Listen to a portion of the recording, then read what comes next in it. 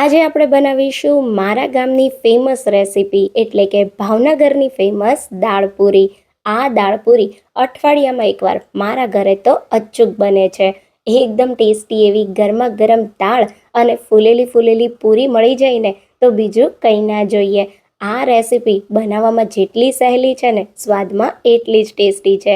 એકવાર ટ્રાય કરવા જેવી છે. તો hello friends, welcome back to foods of fitness. હું છું અંકિતા વણજારા અને ચાલો રેસીપી શરૂ કરીએ. તો હવે સૌથી પહેલા એકદમ ટેસ્ટી એવા દાળ પૂરી બનાવવા માટે અહીંયા મેં એક વાડકી અને વજનમાં 250 ગ્રામ જેટલી ચણાની દાળ લીધી છે. તો દાળને પાણી ઉમેરી આપણે ખૂબ જ સારી રીતે વોશ કરી લેશું. અત્યારે આજે આપણે 4 લોકો માટે દાળ પૂરી બનાવી રહ્યા છીએ. તો કોઈ પણ જાતની અગાઉ તૈયારી કર્યા વગર 20 જ મિનિટમાં આ ટેસ્ટી એવું જમવાનું તૈયાર થઈ જાય છે. તો દાળને સારી રીતે પાણીથી વોશ કરી દાળને બાફવા માટે આપણે કુકરમાં લઈ લેશું. અને હવે દાળ ડૂબે એટલું આપણે પાણી ઉમેરી દેશું. તો લગભગ અહીંયા મેં 2 કપ જેટલું પાણી ઉમેર્યું છે.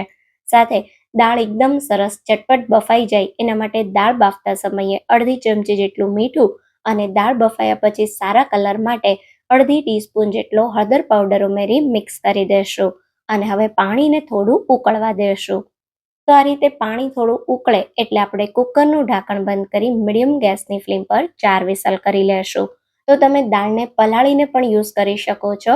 જો પલાળેલી દાળ હોય તો તમારે ફક્ત 2 વિસલ કરવાની અને દાળને તમે 1 થી 2 કલાક અગાઉ પલાળી શકો છો. તો હવે અહીંયા એકદમ સારી રીતે કુકરમાં 4 વિસલ થઈ ગઈ છે. ગેસને બંધ કરી દેશું અને કુકરને ઠંડુ થવા દેશું. ત્યાં સુધીમાં આપણે પૂરીનો લોટ બાંધીશું. તો 2 વાટકા જેટલો મેં રૂટીન રેગ્યુલર ઘઉંનો રોટલીનો લોટ લીધો છે.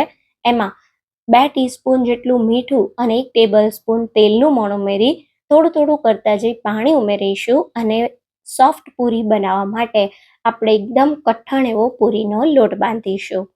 તો અહીંયા લગભગ મેં 1 કપ જેટલું પાણી ઉમેરી આ રીતે એકદમ સરસ પૂરી માટે કઠણ લોટ બાંધીને તૈયાર કરી લીધો છે. તો હવે શું કરીશું, લોટને ઢાંકી 10 મિનિટ માટેનો રેસ્ટ આપીશું. તો પૂરીનો લોટ થોડો રેસ્ટ કરે ત્યાં સુધીમાં આપણું કુકર ઠંડુ થઈ ગયું છે. તો આપણે દાળને વઘારી લેશું. તો અહીંયા દાળને વઘારવા માટે કડાઈમાં 1 થી 1.5 ટેબલ સ્પૂન તેલ ગરમ કરી લેશું. તેલ ગરમ થાય એટલે એક તજનો ટુકડો, તમાલપત્ર, સૂકું લાલ મરચું ઉમેરીએ, અડધી ચમચી રાઈના દાણા, અડધી ચમચી જીરું, 1 ઇંચ છીણેલા આદુનો ટુકડો, 2 ઝીણા કાપેલા લીલા મરચા અને 1 બારીક કાપેલી ડુંગળી ઉમેરીશું. અને એકદમ સારી રીતે ડુંગળીને 2 મિનિટ સાંતળી લેશું. તો હલકો ડુંગળીનો કલર બદલાય ત્યાં સુધી આપણે ડુંગળીને સાંતળવાની છે. તો તમે જોઈ શકો છો આ રીતે થોડી ડુંગળી સતળાઈ જાય એટલે અહીંયા મેં એક મોટી સાઈઝનું બારીક ચોપ કરેલું ટમેટું લીધું.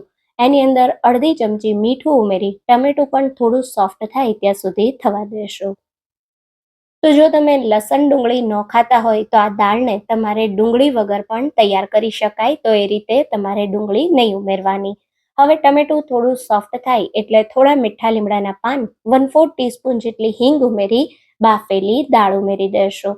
તો કુકરમાં જે દાળ સાથે પાણી છે એ પણ તમારે ઉમેરી દેવાનું. દાળ ઠંડી થશે એટલે એકદમ જાડી થઈ જશે. તો કુકરમાં હું 1 કપ જેટલું પાણી ઉમેરી બધી દાળને વઘારમાં ઉમેરી દઈશ.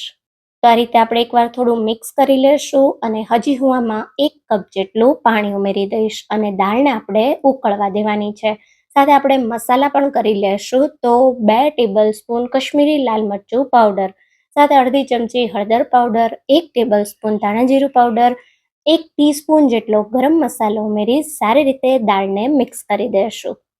અને હવે આ દાળને આપણે 2 થી 3 મિનિટ માટે મીડિયમ ગેસની ફ્લેમ પર ઉકળવા દેશું. તો દાળ થોડી ઘાટી થાય ત્યાં સુધી આપણે એને ઉકાળવાની છે.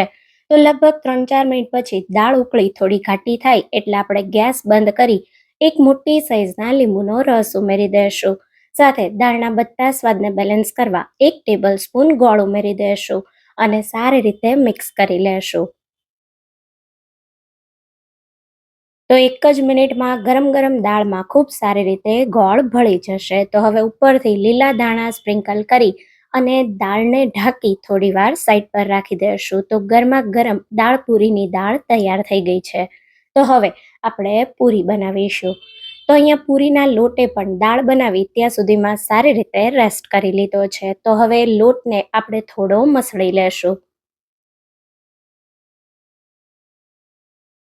પછી આ રીતે આપણે લોટને વચ્ચેથી બે ભાગમાં ડિવાઈડ કરી થોડો આવો લાંબો રોલ કરી મસળી અને આ રીતે નાના નાના લુવા કરી લેશું પૂરી માટે. અને હવે આ રીતે લુવાને હાથમાં લઈ એકદમ સ્મૂધ એવું તૈયાર કરી લઈએ. તો તમે જોઈ શકો છો એક એક એક એક કરી બધા જ મેં પૂરીના લુવા તૈયાર કરી લીધા. હવે આપણે પાટલી પર હલકું એવું તેલ લગાવી અને વધુ પડતી જાડી પણ નહીં અને એકદમ પાતળી પણ નહીં એવી પૂરી વણી લેશું. તો અહીંયા તમે જોઈ શકો છો આ રીતે સરસ મેં પૂરીને વણી લીધી. તો બિલકુલ આ જ રીતે બધી પૂરીઓને વણી લઈએ. તો પૂરીઓ વણાઈ ગઈ છે. હવે આપણે તેલને ગરમ કરી લીધું છે. તો થોડો લોટનો ટુકડો ઉમેરી ચેક કરીએ તો તમે જુઓ લોટ તેલમાં ઉમેરતા તરત જ આ રીતે ઉપર આવી ગયો. મીન્સ કે આપણું તેલ સારી રીતે ગરમ થઈ ગયું છે. તો હવે એક એક એક એક પૂરીને ઉમેરતા જશું અને સારી રીતે તળી લેશું. તો અહીંયા તમે જોઈ શકો છો તેલમાં પૂરી ઉમેરતા એકદમ સરસ પૂરી ફૂલે એટલે આપણે એની સાઈડને પલટાવી દેશું અને બીજી બાજુ પણ એને થોડી તળાવા દેશું. તો ખૂબ સરસ મજાની આપણી પૂરીઓ તળાઈ ગઈ છે. તો ગરમ તેલમાંથી પૂરીને કાઢી લેશું. હવે આ દાળ પૂરી સાથે તળેલા મરચાં ખાવાની ખૂબ જ મજા આવે છે. તો અહીંયા મેં ભાવનગરી બહુ તીખા ન હોય એવા મરચાં લીધા છે, જેમાં આ રીતે કટ લગાવી દીધો. તો મરચાંને આપણે સારી રીતે તળી લેશું. તો અહીંયા તમે જોઈ શકો છો સરસ મરચાં પર ડિઝાઇન આવી ગઈ છે. તો હવે તળેલા મરચાંને આપણે પ્લેટમાં કાઢી લઈએ અને ઉપરથી હલકું એવું નમક આ રીતે સ્પ્રિંકલ કરી દઈએ. તો અહીંયા આપણી ગરમા ગરમ દાળ પૂરી થઈ ગઈ છે. તો આપણે ગરમ ગરમ દાળને આ રીતે સર્વ કરીએ. તો તમે જોઈ શકો છો જોતા જ ખાવાનું મન થઈ જાય એવી આપણી દાળ બની છે. સાથે ઉપરથી થોડી ઝીણી કાપેલી ડુંગળી અને લીલા ધાણા સ્પ્રિંકલ કરી દઈએ અને હવે એને ગરમ ગરમ પૂરી સાથે સર્વ કરો. તો અચાનક મહેમાન આવે કે પછી કંઈ ટેસ્ટી ખાવાનું મન થાય તો તમે આ દાળ પૂરીને બનાવી શકો છો. આ રેસીપી તમને કેવી લાગી એ કમેન્ટમાં મને જરૂરથી જણાવજો. જો તમને મારી રેસીપી ગમી હોય તો રેસીપીને લાઈક કરજો અને વધારેમાં વધારે શેર કરજો. અને આવા જ નવા વિડીયો જોવા માટે મારી ચેનલને સબસ્ક્રાઇબ કરજો.